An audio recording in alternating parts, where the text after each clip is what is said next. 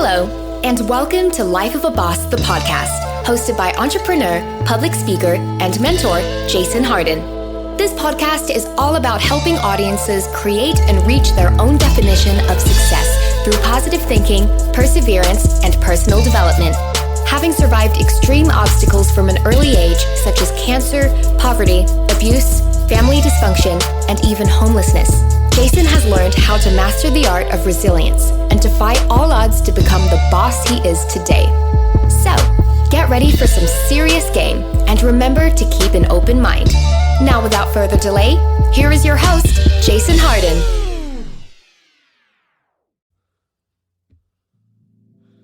Hello, everybody, and welcome back to another wonderful episode of Life of a Boss, the podcast. Man, I am your host, and I am grateful to be here. My name is Jason Hardin, and we are always trying to bring you game and gems and tips and tools and hacks and everything you need to live your own definition of success. It's a very special day today because we got one of my favorite brothers in the world on the planet, and a great business partner and a great man just all around, man. And that brother is Steven Sneed. Entrepreneur, filmmaker, audio producer, apparel producer, mentor. Yeah, all them good things. You know, that brother is good. That brother good. Hey, good looking, man. Great intro. I appreciate it. Man, I'm glad. And we have, there's so many things that we can talk together about because I know a lot of what this brother knows. You know what I'm saying? I don't know how he knows it. You saw me do it because we probably did most of it together. Exactly. And there's a lot of things he does that I don't know about. I know about it, but there's just things that I don't do. That's true. And today we're actually going to be talking about the leap of faith of leaving a 9 to 5 to become an entrepreneur full time. Yeah. And this brother has always had that 9 to 5, always been a responsible man. You know what I'm saying? I don't care what we do on the side. He keeps him a job. Sure. And so today I want to talk about that leap of faith it takes to leave the school district and the educational career and path towards going all in on you. And tell us about that. First of all, working for the district, I got to give them props because a lot of my professionalism and training started there. PUSD. And I have to give them props for that, and a lot of the mentors and friends and family that came with it. So off top, nothing but love and respect. But after a while, once things kind of happened and it put me in an entrepreneurial space where I started to venture out and try new things, after a while, being at work started to feel like all I could think about is all the other stuff I wanted to be doing. And I'm like, if I'm here at work and all I can think about is what I want to be doing over there, I should probably be doing that over there. So it took me lots of years to step away. I wanted to step away probably several years ago, but it was always that, you're scared, your comfort. Like, this has always been a comfortable thing. I'm well known in the district. I know everybody. It's a comfortable job. I know the job. I've been doing this job my whole life. So it's comfortable. I know it, and for me, it's like, okay. But then it starts to be like, well, what other new challenges do you want? Exactly. What other things are you trying to do? What are some of your other goals and passions that you want to accomplish? And then the more I think about it, the more it makes me want to dive into doing other things. So the leap of faith just happened to come over the last year or so. And honestly, the last year, at the end of the last school year, I already flirted with the idea, and I was like, you know what? I don't want to come back. I think it's time for me to go ahead and spread my wings. I want to do this. I want to do this. And then I came back. I got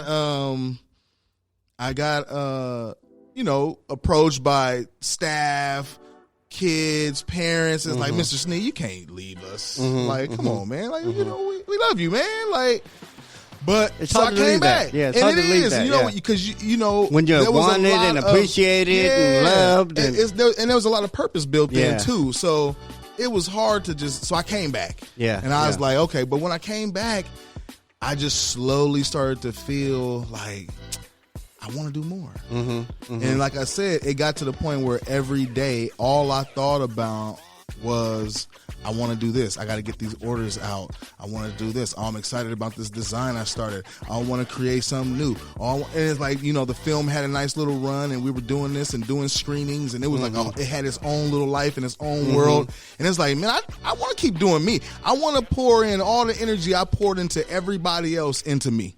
Exactly. Well, that's actually a great way to see it, because, you know, we all invest, like, when you're working full-time, you invest about 8 hours a day into somebody else's dream, project, business, or goal. And I always say, if you invest that same 8 hours into whatever you're about, you could probably make some money. Yeah. You could definitely make something happen. Now, on a side note, I'm not totally employment free, because I took on a role as the alumni coordinator for the Boys and Girls Club. But that role and that job is like, it's enjoyable, it's purpose driven, and it's freedom. And it's a lot. It's not like come here, stay in this room, do this, do that. It's like I get to use creative ways on how to approach alumni and get people back to the club. Like, it's a much more open type of feel. So it doesn't have that same feel as be here structure. at 8. Yeah, you're from here from 8 to 3, and like, you don't even have a desk for that job, do you? No, I don't have a. Well, my desk is the desk, but no, I don't have a desk for that job. It's just more so me creating and bringing new ideas and new things and events to the Boys Club on behalf of alumni, and I love that.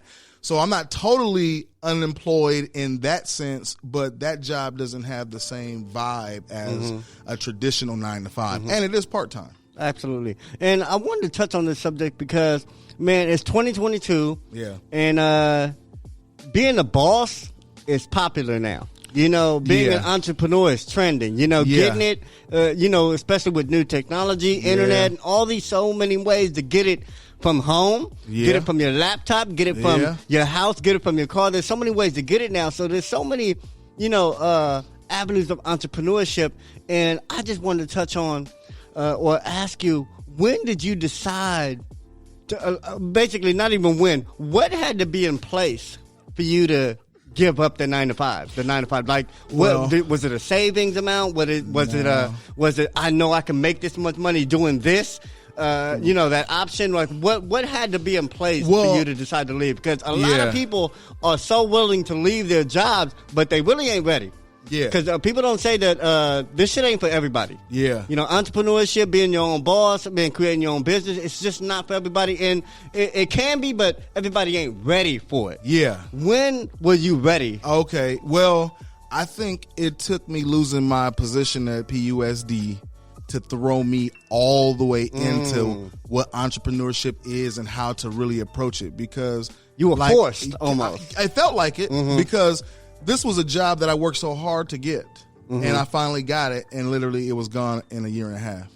So after that happened, I was like, well, what am I going to do now? Like, this is my first time really being unemployed, so it's like it hits you and it hurt. So I was like, man, well, I'm unemployed now. What am I going to do?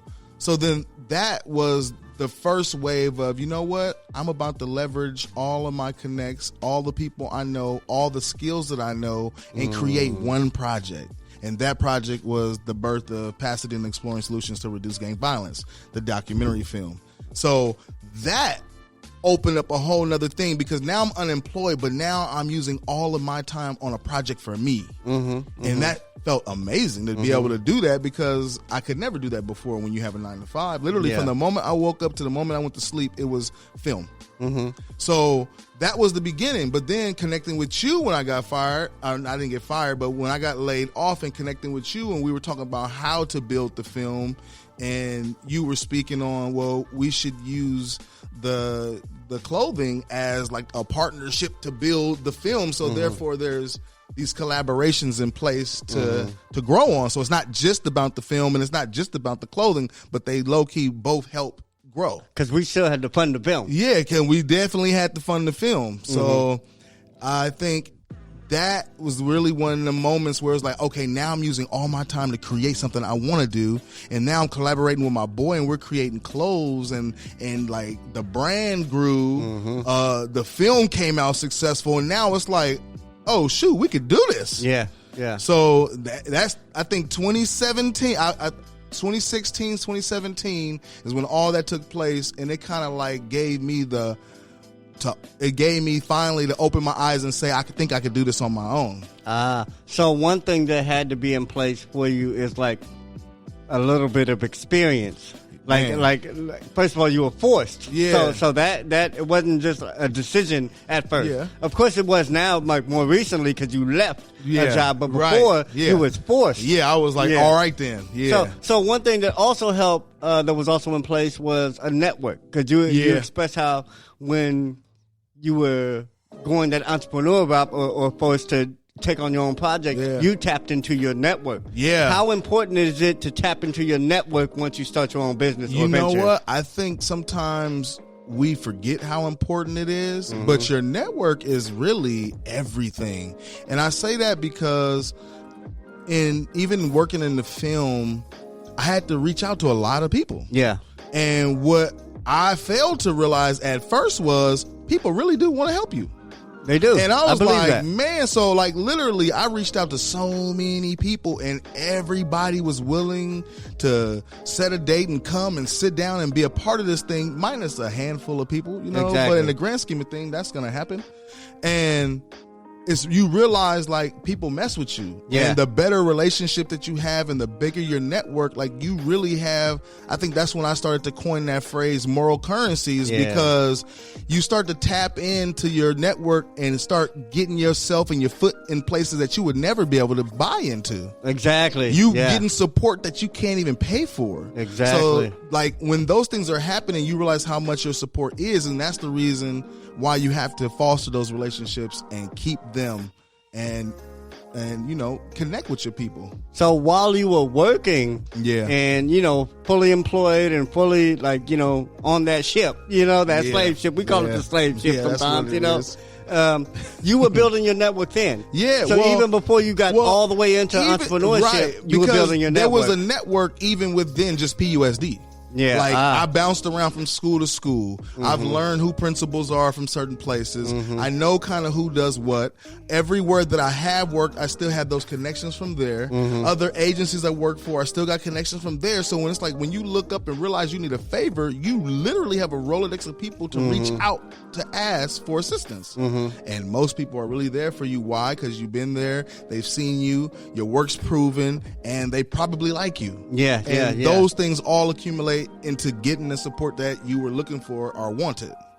I wanted to touch on one thing you said, and it's the fact that you said people are usually willing to help you. Usually. And I think that a lot of us, I'm included, I'm very bad for it, a lot of us don't like asking. And a lot of us don't tap into our network. But I wanted to say that that's not how you become successful. You have to tap into it, and just like you say, the network is usually willing, and that helps grow the network. Is when you tap into it, people feel useful around you. People feel like you appreciate them around you. So don't think you're taking away from people or you're doing a disservice by asking for help, because many people don't realize that you got these people in your life that are just waiting to play a position for you. I'll give you a good example of that. To do something for you. When we first started really cranking the shirts out, like for real, like people was hitting me saying like, bro, I just want to buy shirts just to support you. I don't even care about the shirt, but I want to support you. So it was like some people are looking for a reason to help you. Man. And absolutely. It's like, let them. Take the support. Appreciate it. Exactly. Thank them. Respect it.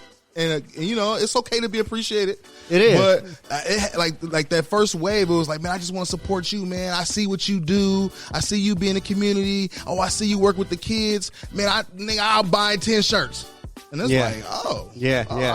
Don't care which. Don't even don't care. care Like, don't care about the Yeah. size, the color, nothing. Just like, I just want to give you, I just want to support you. And sometimes we got to just let people do that.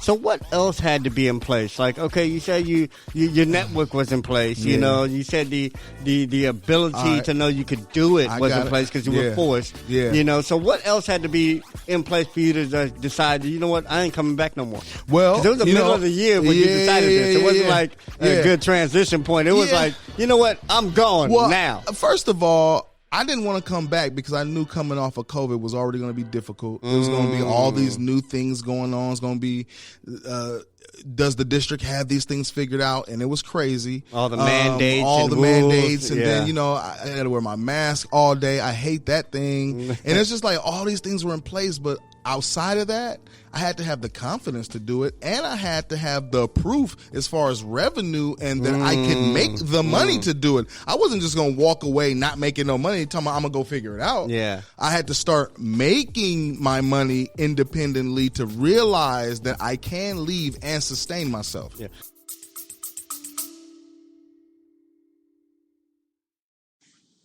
Hey, it's Christina Nicholson here from the Become a Media Maven podcast.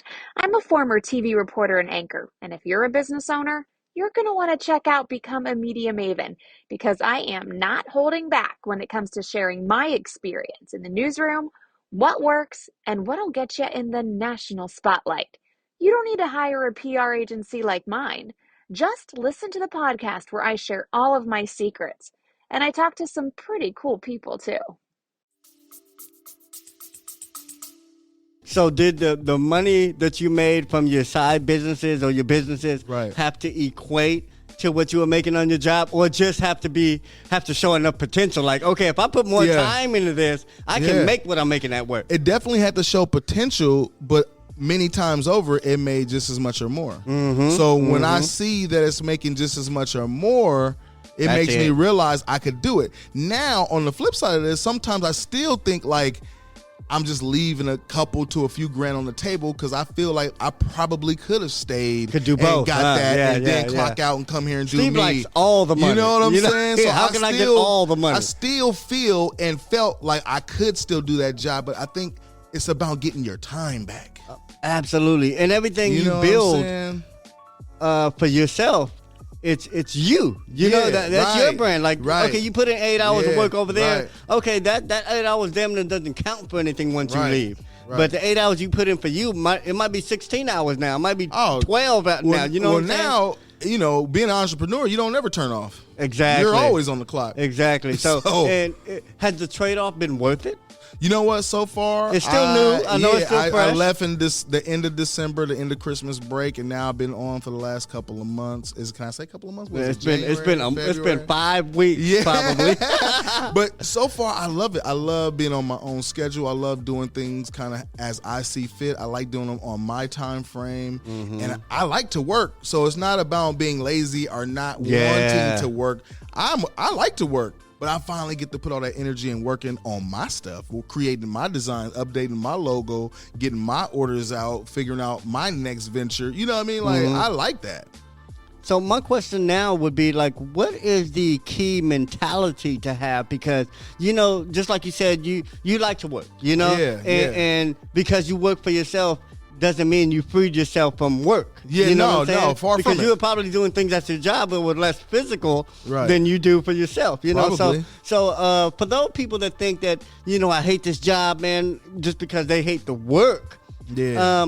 What can you say to them to kind of encourage them or let them know that you're not running from work when you run from a job? No, you're not. You're not. Like, I know a lot of people that do not like their day jobs, and that's like 97% of people hate their job of the world. Yeah. And the first thing I say to people is like, man, change starts with you. So if you want to continue doing something you hate every single day, well, that's going to be on you. But as we all know, this time thing and this life thing moves awfully quick. Man. So if you want to spend all your time doing something you hate, then you're kind of creating that and doing that to yourself. Yeah. But when you're ready to change, you will. Yeah. You know what I'm saying? But and some people feel trapped. And I know a lot of people with family and kids and married, and it's like, I can't just stop what I'm doing to go do what I love. And maybe you can't, but you got to start somewhere. You can transition. For me, I've worked and hustled for many years. And that's the reason why I can do this. So it's like, you got to prepare yourself. Like, if you don't want to do that, then start a little business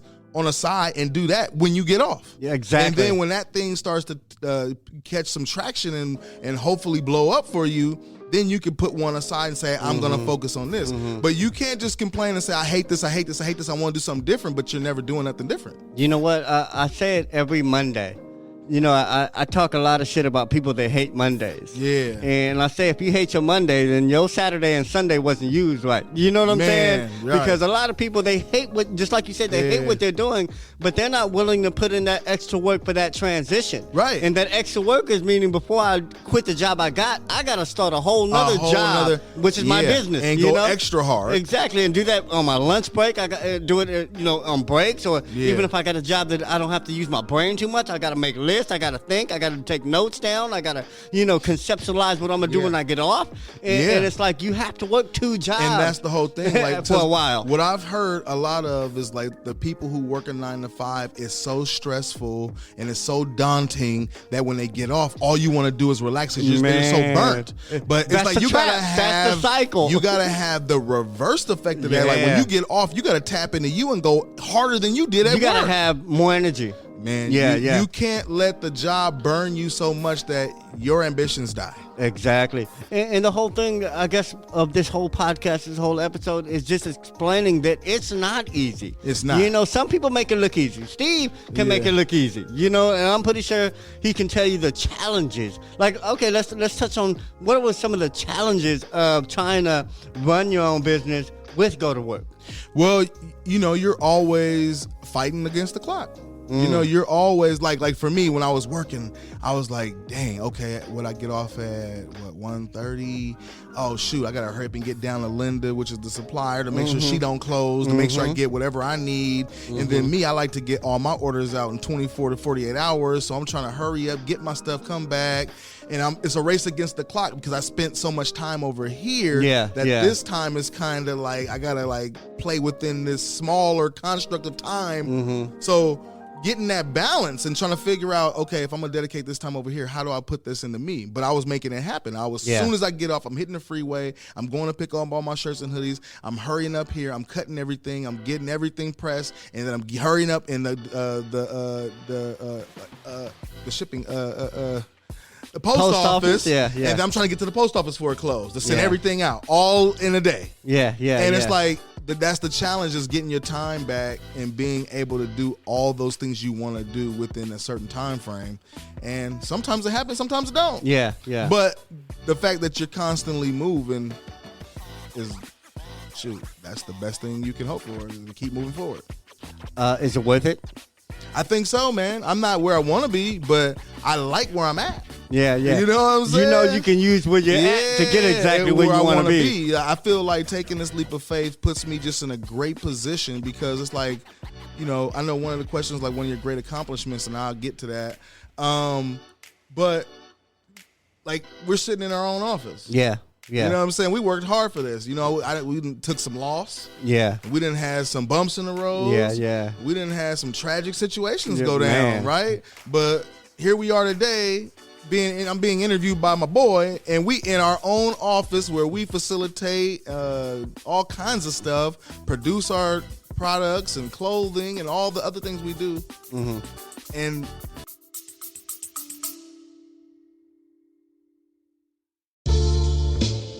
what's up, Angry Designers? My name's Massimo, and I'm the host of the Angry Designer Podcast, a no-bull design podcast that cuts through the industry crap to help frustrated designers survive and thrive. Our podcast covers typical things like design, trends, and technology, but we also cover some of the more difficult topics like burnout, ageism, pain-in-the-ass customers, and even the general ridiculousness of our industry. Let us do the venting for you. Click on the link in the show notes to check out our podcast, or visit us on your favorite podcast app at The Angry Designer. Stay angry, our friends. I mean, shoot it. It's rewarding. It's very rewarding. So it's worth it. And I think that's worth what makes all that working 2 jobs worth it. When you still had to put your orders together, and you had to hit the post office. You just gave me an idea. What'd you say? I want people to know, while I was working my jobs, I'm constantly investing in myself. I'm using my district money to buy new equipment. I'm using my district money to build my studio. I'm using my Boys and Girls Club money to sew back into myself. So it's like, you got to flip it. Like, you got to turn what you're doing into what you want to be doing, and use those funds to do it. You know you what? Gotta invest in self. That is an excellent point. And let's get down to some numbers. Like, what percentage or how much do you think of each check did you invest in yourself? Because I tell people all the time when they got a good job, that still doesn't belong to you. You know, that job is still, it's somebody else's job. They just gave it to you. Well, what I learned is at any given moment you could be gone. Yeah, exactly. So it's like, well, how do you sustain it? Because my thing is I didn't want that shit to ever happen again. Man, I was like, bro, I know it didn't. I'm like, I never will get fired from a job again. Yeah, like that, or leave, or laid off, or whatever. Like, I'll never get, like, I always want to have a way to sustain myself outside of any other entity, organization, period. Absolutely. So what was that formula? How much did you invest in yourself? Was it a small percentage? I mean, yeah, it's all relative because we all got different families. But basically, if you have a job now. For me, it was a lot. I invested a lot in myself because it was a little point in time where I was still living at the house. Yeah. So, outside of taking care of, my portion of the rent and my personal bills, I was literally holding on because I don't buy a lot of stuff. Yeah. I'm not a flashy dude. Yeah. I don't buy a bunch of clothes. I don't buy a bunch of shoes. Yeah, I'm a very minimalist to a certain degree in my purchasing. Yeah. So I just started saving all my money. So, well, first of all, you leveraged everything that you had to be able to invest in yourself. Exactly. And I don't think people really understand the value of things like not having children. Yeah. Things like living at home. And things not like, being married. Yeah, not being married. Those things play a part. They cost. Things about not having a roommate, you want to get the flashiest apartment, the flashiest house. Yeah. And a lot of people, to be honest, I'm going to just put it out there, a lot of people have shit they cannot afford. Yeah, exactly. You have a lifestyle that you cannot afford, yet you want to progress in life. Right. And not just... with a bunch of anchors. Yeah. And I want to tell people that it's okay to downgrade in some areas if you're planning and plotting on an upgrade in your life. Yeah, exactly. It's okay to sleep on the couch for a couple years and wear the same shit every day in order to run your business and save for equipment. And man, I've done it. You know what I'm saying? Like, I downsize everywhere else so I can do what I love to do on a daily basis. Yeah, man. So I can come to the office, so I can play golf, just play today. You know what I'm saying? And I can decide that. But because everything that I have doesn't look as flashy as everything else that I have. You know what I'm saying? And I ain't gonna lie, since we make clothes, you know what I'm saying? It's all I wear. It's all we wear. Yeah. We only wear our shit. I only wear my shit. On top of that, I wear the same shit most of the time. Exactly. So in that regard, I feel like I've been hit for so many little side weird situations for funds and hit your car go down. Mm-hmm. All of a sudden you gotta move. And it's like you just realize you gotta always be prepared for a rainy day. Always. You gotta always have some a few $1,000s at any moment to get you out of a situation. Exactly. And that's how I looked at the business. Like, I gotta always have some money to dive into my venture or to upgrade my venture. Like, we bought new equipment, we got new cutters, we got new press. Like, we gotta always be looking into bettering ourselves and our businesses. Upgrading the business. Yeah. It's like that old school game, Lemonade. Yeah. You know what I'm saying? And you decide how much lemonade you're gonna sell, and you gotta decide how much to put in the signs you're gonna make and how many cups to buy. It's like that becomes like your new job. That becomes, but what it is, it's all rewarding you. Once you figure out your formula of getting successful or making that money on the side, then you can kind of scale up. Yeah, you know what I'm saying? You have something to scale from. Exactly. Yeah, exactly. And you find that if you're working, you find that while you're working. True. Like I said, if anything about your job is miserable, anything about your life you want to change, everything about if there's anything that needs improvement, it starts with you. Oh, man. First of all, it starts with you, for sure. Yeah, let's get back to what mentality do you have to have? Because what are some mental tips that you need to, people to really walk away with to understand that it's going to be a challenge, but understanding these mental tips will help you. What are some of those things? First of all, I think it's your mindset. You got to know what you want to do. You got to be tenacious about it. You got to really go get it. you gotta go get it. Like, and you have to set in your mind, like, leaving that was like, no, this has to work. Like, there's no maybe, no safety net, no. What am I gonna do? Yeah. It's no, this is gonna work. Like, this is what I'm leaving to do. This is what I'm doing, and this is gonna work. I'm making like, this work. This is plan A. There really is no plan B. Like, we're gonna make this work. And because we have such a nice space and so much knowledge of so many things, we're going to make this space and turn it into so many other things. Yes. Another question. How important is it for one of those characteristics to be resourcefulness? Man. How resourceful do you have to be to transition from a job to a full-time hustle? Very resourceful, because you start to find the value in everything. Yeah. Because it's like, you want to take, I don't want to say shortcuts, but you want to utilize your resources so you can make the best of everything. Yeah. So being resourceful is like the entrepreneurial. It's definitely in your toolbox. Yeah. It's an important part of the toolbox. It definitely is. Anything like a lot of people say you need more resource. You need more resources, and the truth is you need more resourcefulness. Right. It's not about resources. It's about resourcefulness, because there's always something around that can be used towards catapulting you towards where you want to go. Yeah, and you have to learn already. how to tap into it. Exactly. That's the gift right there. That's another. Like that's the mentality you have to have. Yeah. You have to see these opportunities in the things and people around you immediately. You're going to always be sharpening your skills, bro. Always. You are always going to be learning something new. You're going to always be researching, and you're going to always be looking for the next thing, because that's what it is. Like, you don't have time to get complacent and say, oh, this is it. How I'm doing it is the only way I'm doing it, and I'm not going to learn nothing else. Let's tap into that real quick. You have to be willing to change and learn. And learn. Two things. You have to, and you have to teach yourself. You have to be self-educated. Yeah, definitely. When you want to take on a new venture, a business, you want that transition. But first of all, you have to be willing to change. You have to be willing to say, the way I understood things might be wrong. Yeah. Or it might be incomplete. Yeah. Or it might be bullshit. Yeah. And you have to let go of the beliefs that aren't working, because a lot of us don't move out of fear. Yeah. And fear is a belief. It's a belief that something's going to happen. And a belief is just that. It ain't a fact. It ain't written in stone. It ain't guaranteed. It's just a belief. Right. Like, I can go outside and believe I'm going to get hit by a car, and I'm never going to walk outside. Never going outside. Yeah, that's crazy. And that's a damaging belief that people have, is just thinking the negative, thinking the worst. So what did you do with all those negative thoughts that you had, like all the doubts that you may have had before you quit your job? Sometimes you gotta just sit with yourself and evaluate yourself. Like, what are your strengths? What are you good at? What do you want to do? How do you see this thing going? Start to talk to yourself. Positive self-talk. You know what I'm saying? You can Get yourself back in good space, because as people, we're gonna mentally, we're gonna always have some doubt somewhere creep in on your ass.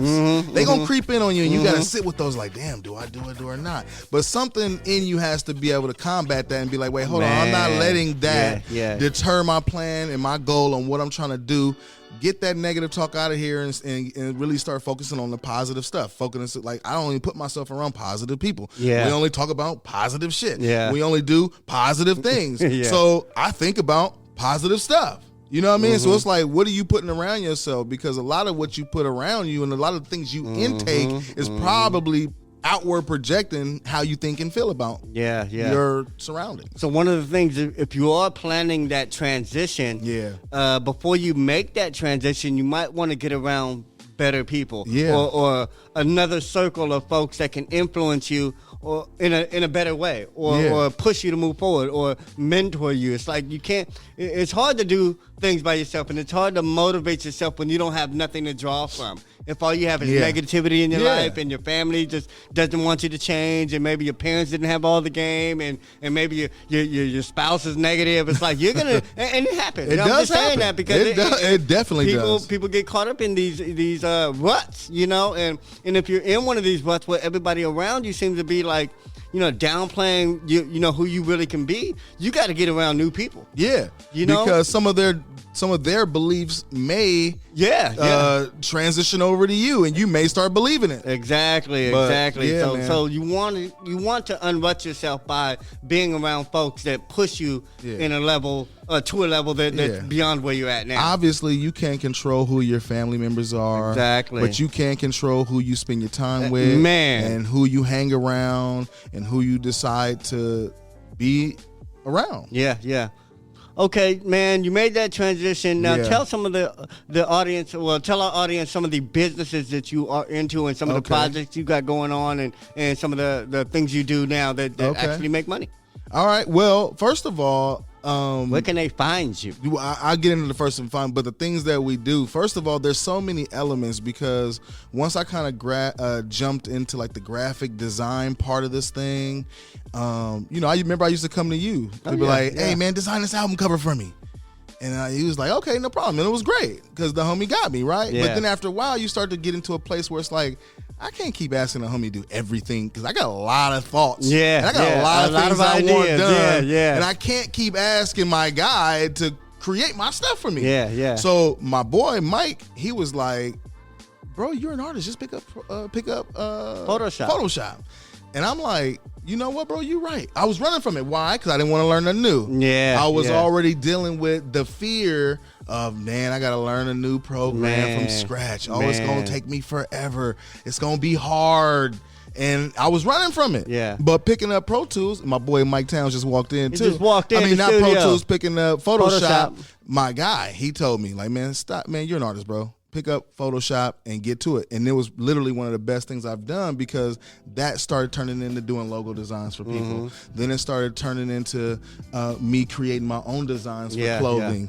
You know what I'm saying? Then it's turned into what's really been working for me is custom design. Like people ask me, hey, can you make this for me? Yeah. And boom, my creativity and my know-how is able to do it. Yeah. So that starts to create a whole lot of revenues within it, you know what I'm saying? And then being a partner with Made in Dina. You know what I'm saying? Yeah. So it's like all these spaces. And then previously, before I moved and stuff, had a studio where I was doing music production, recording, studio time, selling beats. Yeah. So it's like all these elements have been tools to get to right now. Yeah. So just think about this, man. Quitting one job, you might have to replace that with several. You know, because like when you're an entrepreneur, usually you don't just do one thing. And maybe not replacing it with another job, but replacing it with more skills. Exactly. Because like I said, you don't just do one thing usually when you're an entrepreneur. Right. Like I don't just do one thing to make my money. It's like you say, I design, we have products, we have classes, we teach, we have services, you know so it's like you got to be willing to leverage everything, like you said, all your skills to be able to make that transition. Because it's not like, okay, I'm gonna quit this and I'm just gonna sell. Yeah, and it can be that way if you put all your time and energy and effort into figuring out sales, but you might have to, while you're selling, you might have to do something on the side. You might have to, walk a dog, watch some kids. You know what I'm saying? Watch the car. There's a bunch of things but you know what happens when that happens? You might have to do a DoorDash. You know what happens when that happens? When you try new things, you've messed around and discovered something else that you really like to do. Yeah. And you never thought or knew you liked it until you just ventured off and tried new stuff. I'm going to give you an example. Uber. How many of you out there have a side business or something and then you were able to do more of that because you took on Uber instead of a regular job? I know a lot of Uber drivers who do a lot of independent work. They have restaurants, they have clothing, they have other shops, they sell things, but they need the flexibility of a job like Uber or one of those on-call, on-demand type things. So you have to consider all the resources. And just like being resourceful, you have to look at all the options on the table when you're about to make that transition, because all of it can play a part.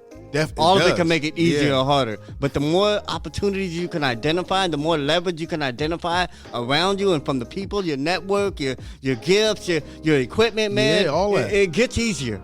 Yeah.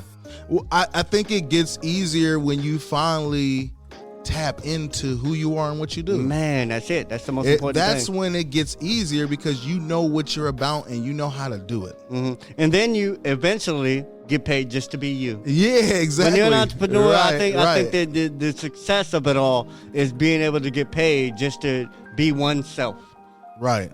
All right, man. Before we get out of here, man, man. What last piece of advice or suggestions or hacks you have for anybody willing or wanting to make that transition to be a full-time entrepreneur? You know what, man? If you're going to take that leap of faith, I say really be prepared. Prepare yourself. Learn about what you want to get into. If you don't know, find you some resources, get you some books, watch you some podcasts, get you all the information on what you want to do. Find some mentors, find people who do it already. Talk to them about it. And then by the time you really have the information you need and you're really ready to go, you can go with confidence. Man, that's what it is. Because without confidence, man, a lot of it ain't gonna work. Man, it's you not. know what I'm saying? If you don't gotta believe in yourself, it's gonna happen. Yeah, and you don't even always have to believe how. Yeah, just believe that it's gonna happen, because that might just be enough fuel to get you to go through the motions. Yeah. You know, because it's all about taking action. And you can't believe what everybody else is gonna say. Everybody's vision is not yours. Ain't nobody gonna tend to your vision like you. Exactly. So take few opinions, man. If you wouldn't take, I always say, don't take criticism from anybody you wouldn't take advice from. Right. You know, because there's going to be a lot of people to distract you. There's going to be a lot of people that say you can't do it, you know? Yeah, man. Oh, that's hard, man. Why you leaving your good job, man? What about that brother who is a doctor? Yeah. The Asian dude who was a doctor and he then got on The Hangover. And now he's a comedian. And he took that leap of faith. And now he makes more money than he ever did before. I mean, he was a doctor before. Yeah. So there's no level from what you can upgrade from and upgrade to. Right. You just have to be willing to go all in on you. All right, man, before we get out of here, man, tell them where they can find you, where they can find your products, your services, your gear. My one-stop shop is sclass.com, sclaz.com. You can catch everything there from the film to Made in Dina to Crown Rose Cologne. You know what I'm saying? Even down to, what else I got on there? Even videos and music. I got video. All the music that I've produced is all on my page, sclass.com, sclaz.com, man. Man, check him out, man. And that's our time today. We had a great experience, man, chilling with the man S-Class, Steven Sneed himself, man. And like I said, man, it all starts with self, and that's why we got a podcast all about personal development. Anyway, man, remember, success is a lifestyle. Check us out every Monday and every Thursday. Life of a boss, man. We out. Peace.